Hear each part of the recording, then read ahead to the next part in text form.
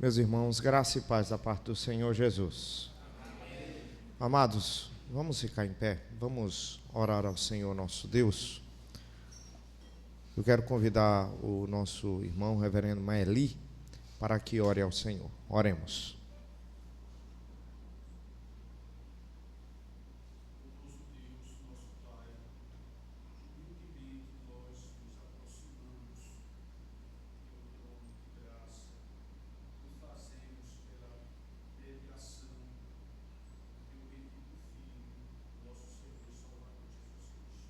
Obrigado, Senhor.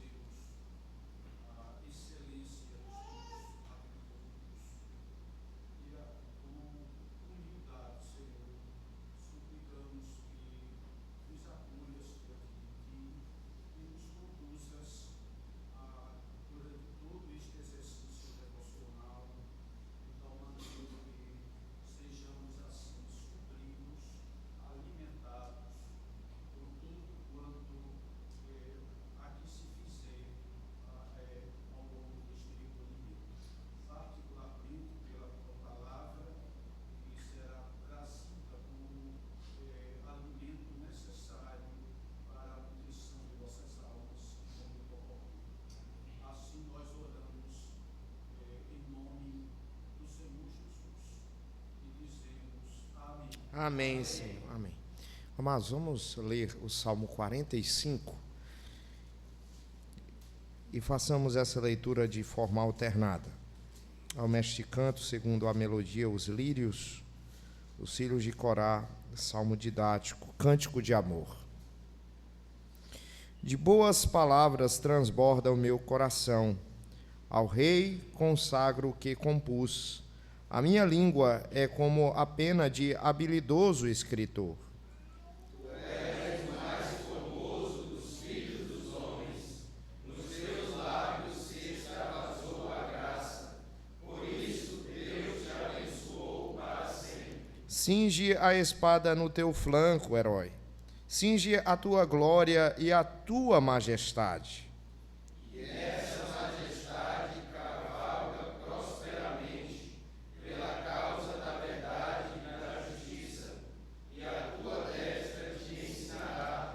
As tuas setas são agudas, penetram o coração dos inimigos do rei. Os povos caem submissos a ti. O teu trono, ó Deus, é para todo sempre. Cetro de equidade é o cetro do teu reino. Amas a justiça e odeias a iniquidade.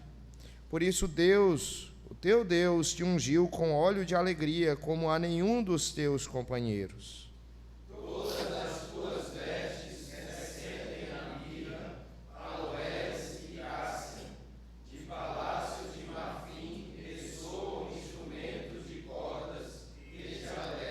Filhas de reis se encontram entre as tuas damas de honra. À tua direita está a rainha adornada de ouro finíssimo de Ofir. Ouve, filha, vê, dá atenção, esquece o teu povo e a casa de teu pai. Então o rei cobiçará a tua formosura, pois ele é o teu Senhor. Inclina-te perante ele.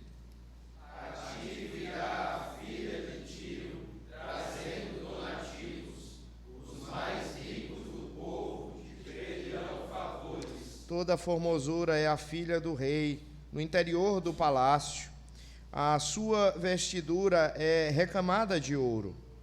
Em roupagens bordadas conduzem perante o rei. As virgens, suas companheiras que a seguem, serão trazidas à tua presença. Serão dirigidas com alegria e regozijo. Entrarão no palácio do rei.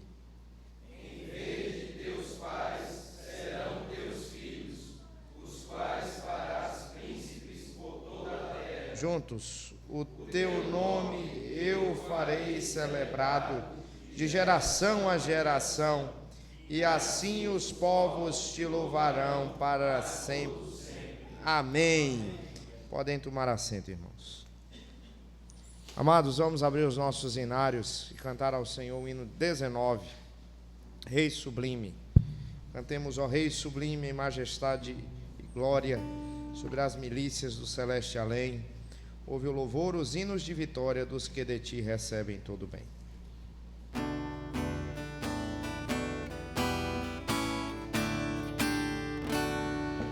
Ó Rei sublime em majestade e glória sobre as milícias do celeste além. Ouve o louvor, os hinos de vitória dos que de ti recebem todo bem. Vinde, ó remidos, filhos de Deus, cantai louvores que alcancem os céus. Dos altos céus, louvor a Deus ressoa, e gratidão ao soberano amor. Os redimidos com fervor entoam o nome excelso de seu bem-feitor. Vinde, ó remidos, filhos de Deus, cantai louvores que alcancem os céus. Eterno Deus, teus filhos vês prostrados perante o brilho da superna luz, pois no pecado foram resgatados e agora rendem glórias a Jesus. Vinde, ó remidos, filhos de Deus, cantai louvores que alcancem os céus. Oremos, irmãos. Senhor nosso Deus, reconhecemos a tua majestade e louvamos o teu nome. Queremos, ó Deus, agora escutar acerca dos seus decretos para o nosso proceder. Pedimos, ó Deus, em nome de Jesus, que o Senhor use teu servo, esse mensageiro, para que nós possamos, ó Deus, através da instrução da tua palavra, compreender aquilo que o Senhor deseja para as nossas vidas. Rogamos que o Senhor nos dê um coração receptivo e que, em nome de Jesus, ó Deus, tenhamos ouvidos para ouvir tudo quanto for proclamado. É assim que nós te oramos, no nome de Jesus. Amém, Senhor.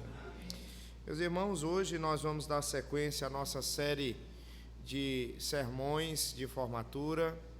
Hoje o pregador será o nosso irmão seminarista Tiago Souza, ele que é membro da Igreja Presbiteriana do Cristo Rei e candidato ao Sagrado Ministério pelo Presbitério Norte do Piauí. Tiago, que Deus muito te use para a glória dele e para a nossa edificação. Eu vou abrir aqui para você, tá? Bom dia, irmãos. Vamos abrir a palavra do Senhor no livro do profeta Isaías, capítulo 12.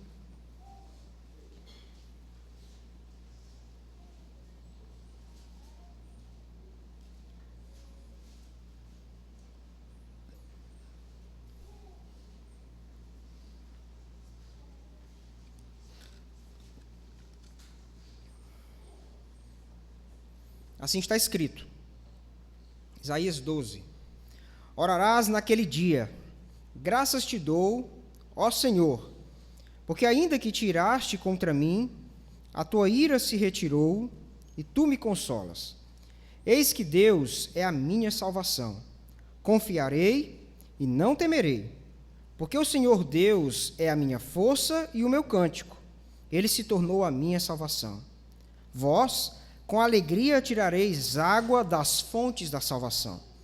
Direis naquele dia, dai graças ao Senhor, invocai o seu nome, tornai manifestos os seus feitos entre os povos, relembrai que é excelso o seu nome.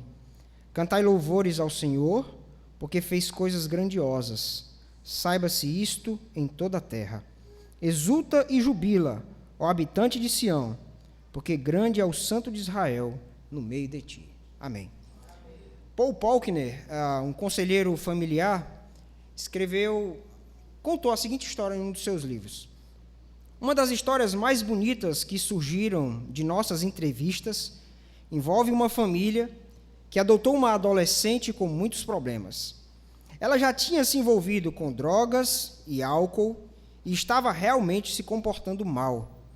Mas esse pai e essa mãe acreditavam em sua capacidade de fazer a diferença na vida dessa menina.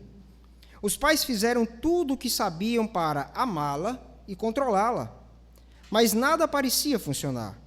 Certa feita, o pai entrou e a encontrou literalmente destruindo a casa, derrubando quadros, quebrando as TVs, destruindo janelas, etc.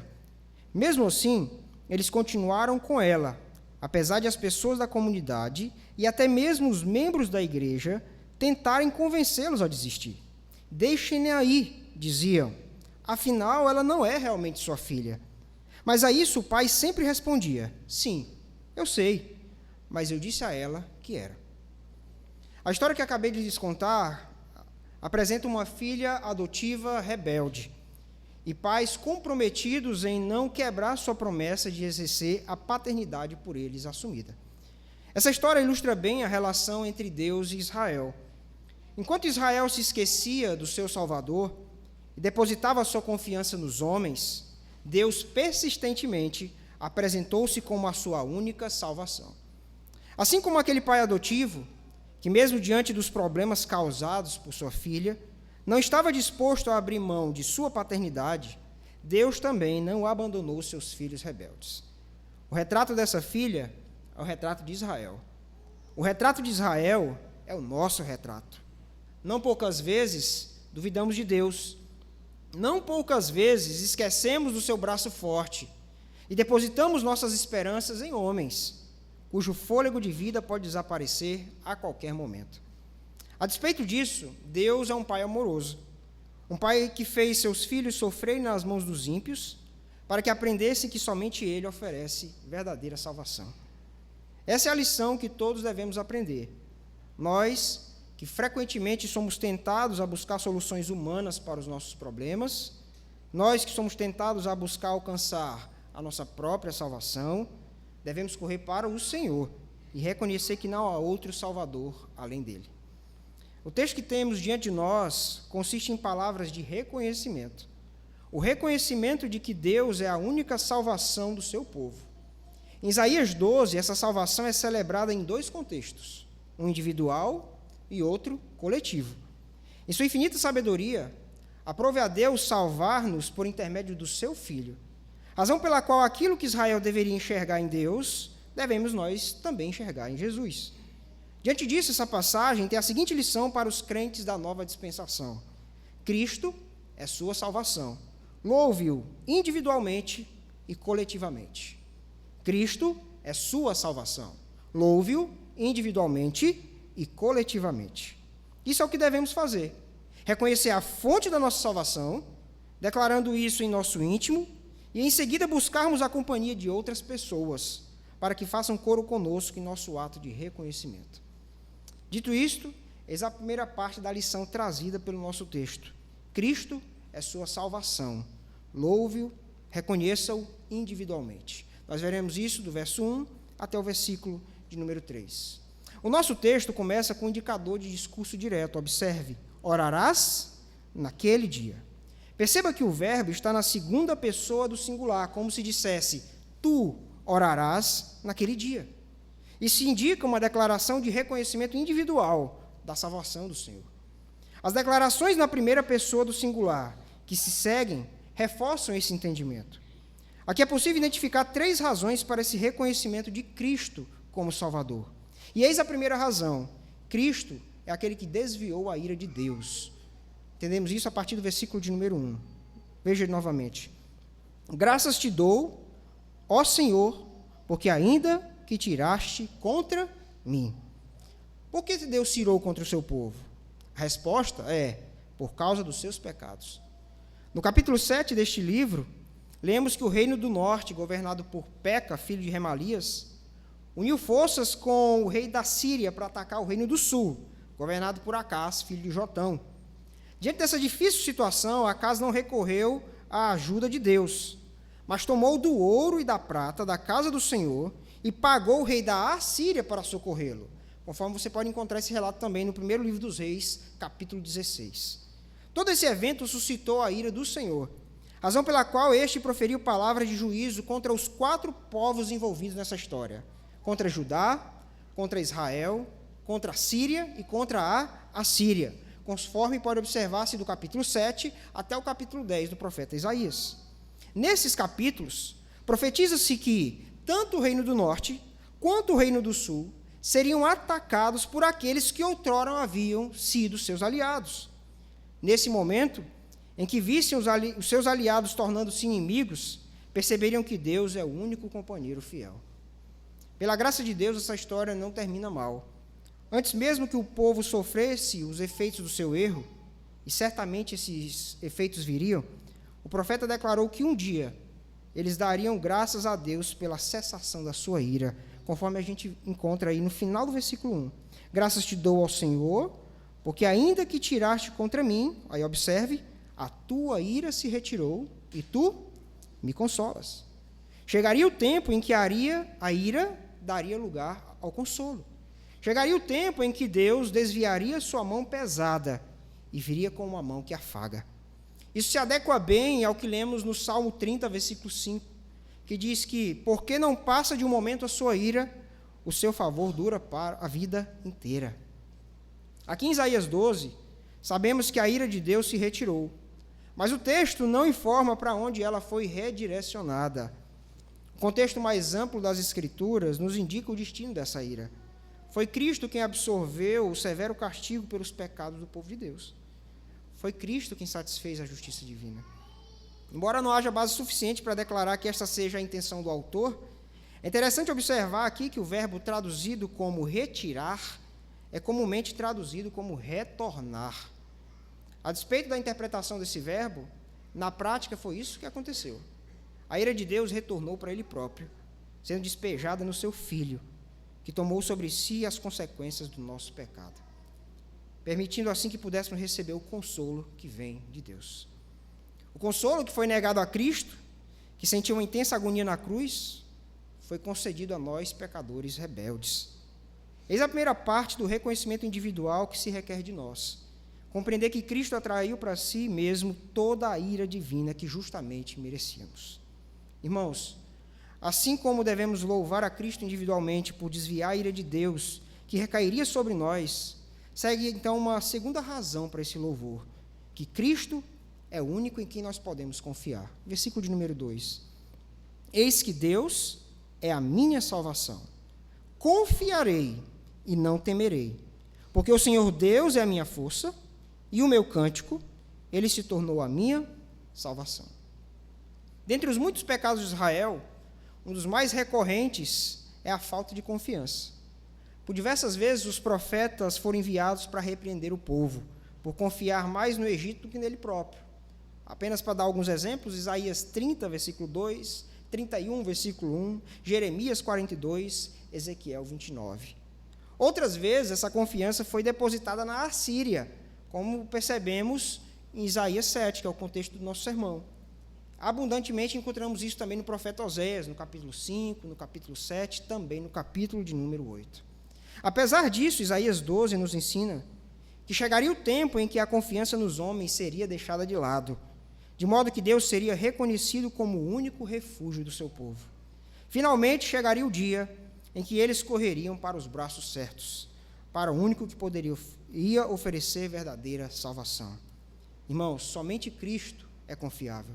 Qualquer outro caminho é enganoso. Deus afirmou repetidamente que aqueles que corressem em busca de apoio dos homens se decepcionariam com eles. Seria como encostar numa vara que logo racharia. Essa é a linguagem do próprio profeta Isaías, perfurando assim aqueles que nele se apoiam. Mas com Cristo não é assim. Quem confia nele não terá frustração alguma. Lembre-se das palavras de Cristo logo após a sua grande comissão. E eis que estou convosco todos os dias até a consumação do século. Dito isto, reconheça Cristo como Salvador no seu íntimo. Primeiro, porque ele desviou a ira de Deus, porque somente ele é confiável. Terceiro, porque somente ele pode nos satisfazer, conforme observamos no verso 3. Vós com alegria tirareis água das fontes da salvação. Conforme este versículo, chegaria o tempo em que o povo de Deus buscaria água na fonte correta. Em Isaías 8, Judá é acusado de ter se encantado com as águas do rio Eufrates. Eu queria ler com você esse texto. Capítulo 8 do profeta Isaías.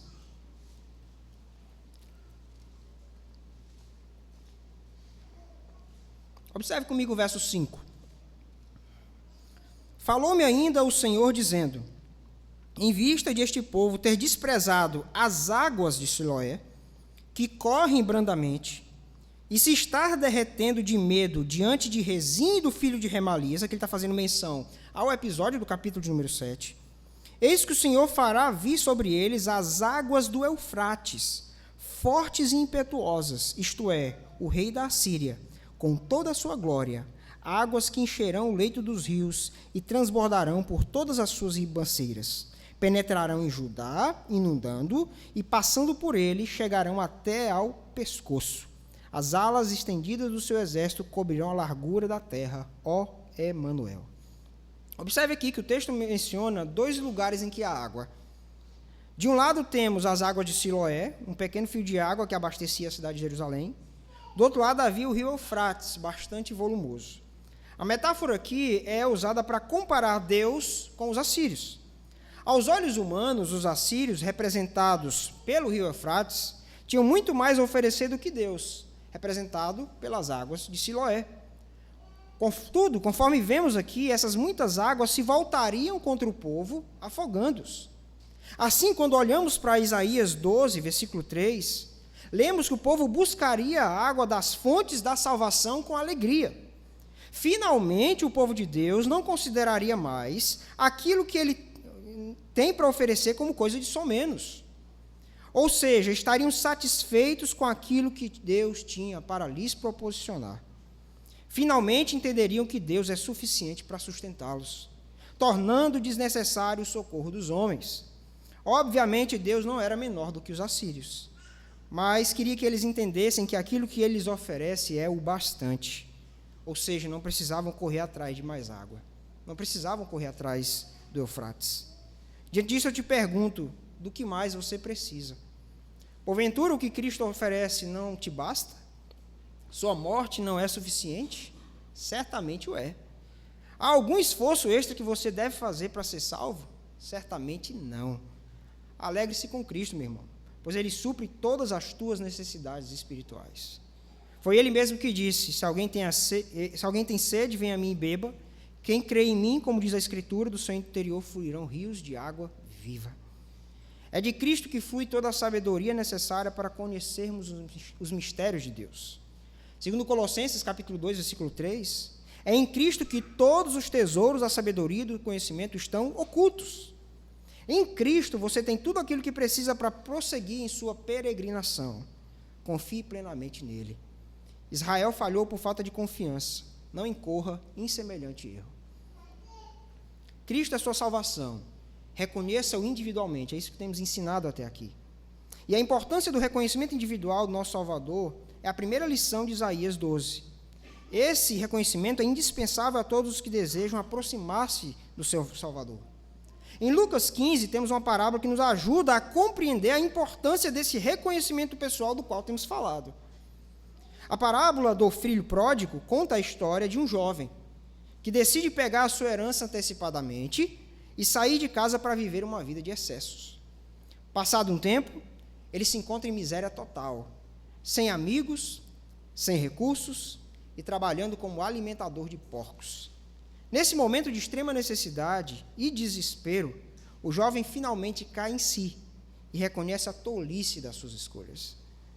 Ele percebe que a melhor decisão a ser tomada é retornar para a casa do pai. Essa sua decisão é a expressão de um coração arrependido, que procura a graça e o consolo que somente o pai pode oferecer. Assim como o filho pródigo teve que cair em si e perceber que somente o pai poderia salvá-lo de sua situação miserável, cada um de nós precisa reconhecer que Cristo é o único que pode nos resgatar da nossa condição de pecado. Assim como a percepção do estado de miséria do filho pródigo foi importante para que ele reconhecesse a tolice de afastar-se do pai, nosso Deus nos ensina a respeito da nossa terrível situação sem ele, para que com um coração contrito declaremos que somente Ele é a nossa salvação. Reconheça em seu íntimo que somente ao Senhor pertence a salvação. Dito isto, considere a seguinte aplicação: reconheça a salvação oferecida em Cristo. Segundo a profecia de Isaías, chegaria um tempo em que o povo experimentaria a salvação oferecida pelo Senhor. Essa salvação seria celebrada com palavras de gratidão. A nós também compete celebrar a salvação que temos em Cristo. Essa maravilhosa obra não pode ser celebrada ocasionalmente, mas ao longo de toda a nossa vida. Nossa salvação inclui uma quantidade surpreendente de benefícios dos quais nunca devemos esquecer. Para mencionar alguns, reconheça quem te deu a nova vida. É por causa de Cristo que o seu coração não é mais de pedra. Os seus ouvidos não estão mais tapados para ouvir a exortação do Senhor. É por causa dele que você não é mais um escravo do pecado. Reconheça também que você foi aproximado de Deus. É por causa de Cristo que você pode ter a ousadia de entrar no Santo dos Santos. É por causa de Cristo que podemos ter a audácia de chamar a Deus de Pai. É por causa de Cristo que suas orações são ouvidas e atendidas. Deus já não é mais um estranho para nós, pois estamos unidos ao seu Filho amado. Reconheça também que você não é mais um alvo da ira de Deus. Não há mais condenação alguma para quem está em Cristo. É esse benefício que nos permite viver sem o assombro da morte. Para os crentes, há a convicção de que, à semelhança de Lázaro, seremos consolados no seio de Abraão. Desse modo, podemos dizer, como Paulo, que estar com Cristo é incomparavelmente melhor. Não há dívidas a ser pagas em algum suposto purgatório. Resta-nos apenas um estado de bem-aventurança eterna após a vinda de Cristo. Certa feita, os egípcios reconheceram a boa obra que José realizava com as seguintes palavras: tem-nos dado a vida. Com essas palavras, os egípcios aceitaram de bom grado tornar-se escravos de Faraó. Isso fizeram sem pesar, porque criam que estavam entregando suas vidas em boas mãos. O verdadeiro cristão sabe que Cristo é que dá a vida. Logo, por gratidão, está disposto a fazer tudo o que Ele ordenar. Gratidão se demonstra com palavras e com ações. Que não falte prova disso em sua boca e em suas mãos. Que em seus momentos privados de comunhão com Deus não prevaleçam apenas petições por benefícios. Que sejam abundantes as palavras de reconhecimento da salvação obtida em Cristo. Irmãos, consideramos até aqui a seguinte ideia: Cristo é sua salvação. Reconheça-o individualmente. A partir de agora, vamos considerar a segunda parte da nossa proposição. Cristo é sua salvação. Reconheça-o individualmente e coletivamente. O reconhecimento coletivo, observa-se ele a partir do versículo 4, indo até o versículo de número 6. Note que no versículo 4, temos mais um indicador de discurso direto. Direis naquele dia. Mais uma vez, o profeta prediz quais palavras seriam proferidas pelo povo. Aqui o profeta dirige aos seus destinatários utilizando a segunda pessoa do plural. Direis naquele dia, ou seja, vós direis naquele dia. Nessa segunda parte do capítulo 12, as declarações individuais dão lugar a imperativos, por meio dos quais os habitantes de Israel convocam-se mutuamente para exaltar a Deus. Aqueles que outrora reconheceram em seu íntimo a maravilhosa obra do Senhor em suas vidas, agora conclamam seus irmãos a reunir-se em um coro para celebrar ao seu Senhor. O discurso é composto por uma série de imperativos, proferidos por aqueles que se regozijam com a restauração. O primeiro imperativo está aí no verso 4. Dai graças ao Senhor. Assim como na primeira parte do capítulo, o discurso começa com gratidão. No versículo 1 lemos: graças te dou, ó Senhor. Dessa vez lemos: dai graças ao Senhor. A gratidão expressa individualmente dá lugar a um coro, formado por um grupo de pessoas que desfrutou da mesma graça, a saber, o perdão e a salvação. A misericórdia experimentada individualmente não foi uma experiência isolada, mas consiste numa obra divina, realizada em favor de todo o povo. Nesse momento, a nação como um todo está ciente de que a restauração experimentada por eles é fruto da ação misericordiosa do Senhor, razão pela qual eles convocam uns aos outros a agradecer. E ainda no verso 4 temos o segundo imperativo, que diz: invocai o seu nome. Por diversas vezes, Israel optou por invocar os nomes errados, dizendo: Egito, salva-nos; Assíria, salva-nos. O profeta Oséias profetizou que chegaria o tempo em que o povo chamaria o seu Senhor de meu marido, ao invés de clamar por meu Baal. Um povo que por diversas vezes clamou pelo nome errado, agora volta-se finalmente para a sua única esperança. A restauração culmina no clamor direcionado ao nome correto. Quanto a nós, só há um nome que nos importa: o nome de Cristo. Lembre-se do que Pedro declarou: e não há salvação em nenhum outro, porque abaixo do céu não existe nenhum outro nome, dado entre os homens pelo qual importa que sejamos salvos. Aqui está se referindo ao nome de Cristo. No verso 4 ainda temos um terceiro imperativo: tornai manifestos os seus feitos entre os povos. O regozijo resultante da graça experimentada redunda no desejo de fazer com que todos os povos saibam quem é Deus. Seu desejo é que não apenas a nação, mas todos os habitantes da terra saibam que a restauração futura de Israel era resultado da ação de Deus. Quando testemunhamos do Evangelho, não raro oferecemos nosso próprio testemunho pessoal e descrevemos a nós mesmos como fruto dos maravilhosos feitos de Cristo que proveu a nossa libertação. O desejo daquele que foi salvo por Cristo é que mais pessoas ouçam a respeito dessa obra maravilhosa. Ainda no verso 4 temos um quarto imperativo: relembrai que é excelso o seu nome, ou seja, esforçar-se para que ninguém se esqueça do grandioso nome de Deus. Então, quando vamos para o verso 5, ainda temos um quinto imperativo: cantai louvores ao Senhor, seguido de uma justificativa, porque fez coisas grandiosas. E aí vem a expressão do seu desejo: sabei isto em toda a terra.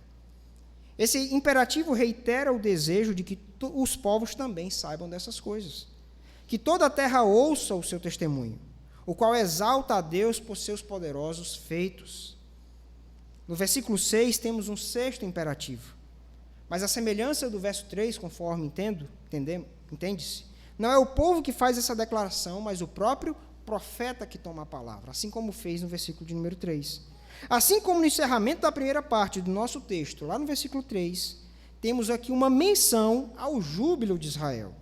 O povo é convocado a regozijar-se porque tem um grande Salvador no seu meio.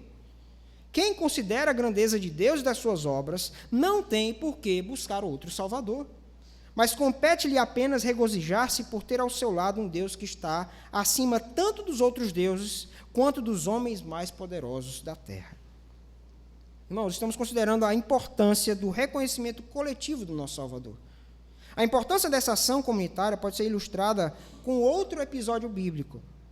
No século IX a.C., Samaria, a capital do reino do norte de Israel, foi cercada pelos sírios, resultando em um terrível período de escassez, culminando até mesmo em canibalismo entre os seus habitantes. Por intervenção do Senhor, os sírios fugiram de seu acampamento, deixando seus despojos, o que incluía uma considerável quantidade de alimentos. Nesse ínterim, um grupo de 4 leprosos resolveu ir até o acampamento sírio em busca de comida. Embora soubesse que poderiam ser mortos, a fome era muito intensa e sentiam que não tinham nada a perder. Ao deparar-se com o acampamento vazio, comeram do que os sírios haviam deixado para trás. Após comer, ficaram satisfeitos, mas uma coisa lhes incomodou. Eles entendiam que tinham o dever de compartilhar aquelas boas notícias com mais pessoas, a fim de que todos pudessem desfrutar o quanto antes daquele benefício, razão pela qual anunciaram no reino as boas notícias. Observe que nessa história, a contemplação da bênção conduz a um senso de dever de compartilhar com outras pessoas a boa nova.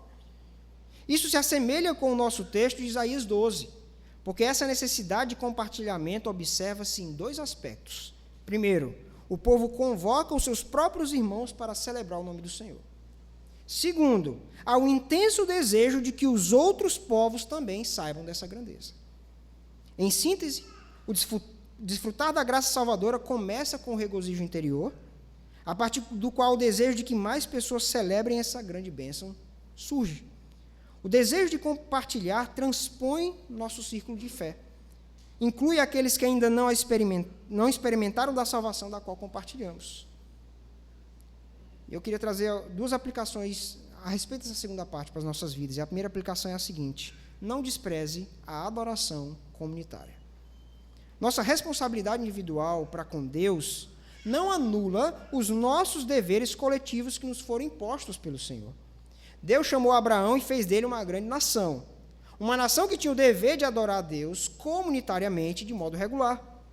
Nos tempos do Novo Testamento, esse dever comunitário permanece. Pedro refere-se à igreja como uma nação santa. O autor aos Hebreus exorta a que não deixemos de congregar. Em Apocalipse, há abundantes referências de grupos de pessoas que estão louvando ao nome do Senhor. O louvor particular não torna o ajuntamento de crentes desnecessário. A adoração comunitária consiste de um conjunto de indivíduos que reconhecem em seu íntimo o valor de Cristo e da sua obra. Essas pessoas são conduzidas pela palavra e pelo Espírito de Deus a reunir-se em adoração, atribuindo honra ao mesmo Deus. Em Isaías 12, os israelitas convocam seus irmãos à adoração. Em Hebreus 10, 25, somos ensinados a admoestar aqueles que negligenciam seus deveres na comunidade dos eleitos. Dito isto, fica evidente que o nosso dever é duplo: reunir-se com nossos irmãos para louvar a Deus e exortar aqueles que porventura se recusam a fazê-lo. Quem não valoriza a adoração comunitária demonstra falta de amor para com Deus e para com o seu próximo. Segunda aplicação: a igreja deve fazer Cristo conhecido de todos os povos. Por duas vezes em Isaías 12, o desejo de que o nome de Deus seja conhecido por todos é mencionado. Eis aí o desejo de que mais adoradores sejam alcançados. Por meio do testemunho da igreja, os ímpios devem ouvir falar das grandezas de Deus. Os incrédulos precisam saber que há Deus em Israel. Precisam saber que existe um Deus que deve ser honrado e que essa honra tem sido negligenciada. Cristo ordenou que fossem feitos discípulos de todas as nações. Essas pessoas precisam ser alcançadas. Pesa sobre nós o dever de conduzir pessoas a olhar para o lado certo, a tributar glória ao Deus verdadeiro. O mundo precisa saber o que Cristo fez por nós, de modo que os seus escolhidos sejam atraídos para a verdade. Por fim, vamos pensar mais uma vez na história que lhes contei no início desse sermão. Não sabemos o que aconteceu com aquela jovem. Se tivéssemos a oportunidade de ter um encontro com ela, creio que todos aconselharíamos a ser mais grata pelo amor que lhe estava sendo oferecido por aqueles pais. Essa história ilustra bem o Evangelho. Aqueles pais resolveram amar aquela filha incondicionalmente, antes mesmo de receber qualquer reconhecimento da parte dela. Conosco também foi assim. Deus nos amou primeiro.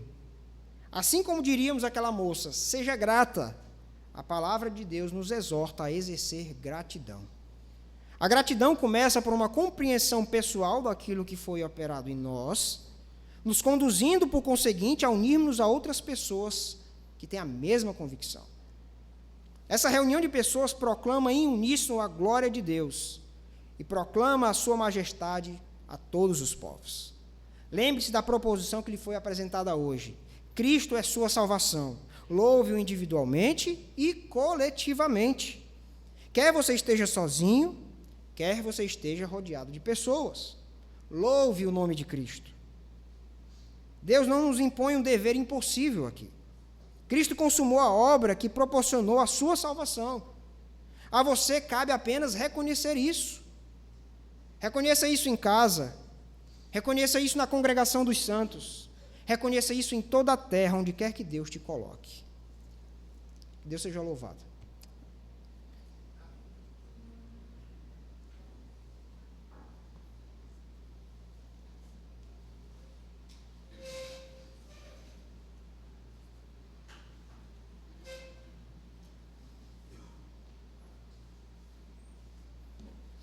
Amados, vamos orar.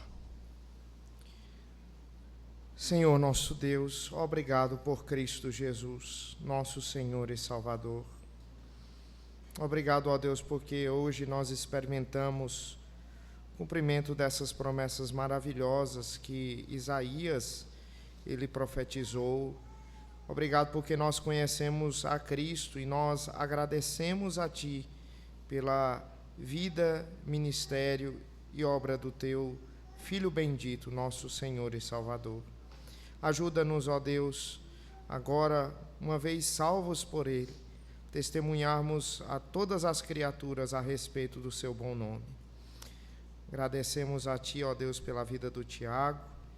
Pedimos, ó Deus, que dentro da Tua soberana vontade, que o Senhor possa usá-lo, ó Deus, para a pregação da Tua palavra.